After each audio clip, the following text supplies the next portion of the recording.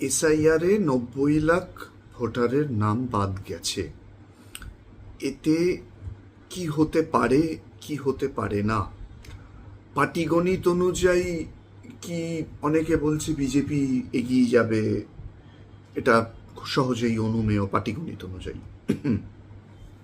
90 lakh something, 90 লাখই মানে বলার সুবিধার্থে বলি, 90 লাখ ভোটারের নাম বাদ গেছে। আর গত বিধানসভায় তৃণমূল আর বিজেপির যেটা ভোটের গ্যাপ ছিল সেটা 60 লাখ। আর 2024-এ যে 42 লাখ ভোটের গ্যাপ ছিল লোকসভা ইলেকশন, মানে সমস্ত অ্যাসেম্বলি সিটগুলোকে মিলিয়ে, তো সেটাতে তো মানে অনেকে হাত তুলে নাচছে যে তো তাহলে তো বিজেপি পেরিয়ে যাওয়া উচিত। তো এটা তো একটা গেল পাটিগণিতের হিসেব, ঠিক আছে, যেটা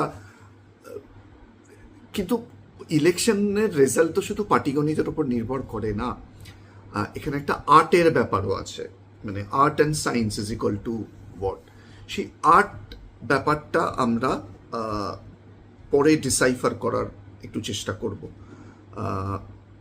সবটা যে এই মুহূর্তে করা সম্ভব তাও নয়।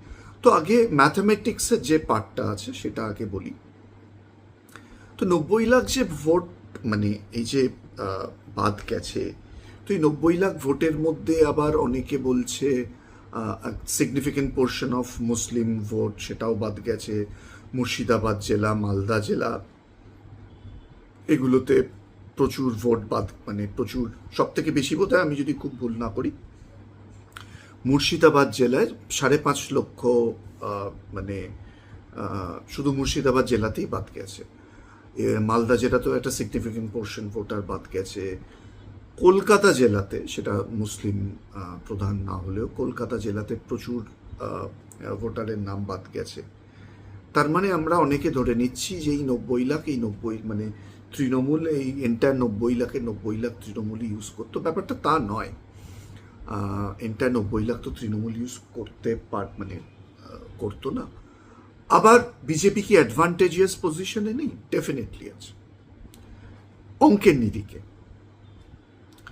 আমরা যদি দেখি, মানে এবার আমি একটু আমি ডেটার কাছে নিয়ে যাব, জাস্ট হ্যাঁ, কি ডেটা, এবং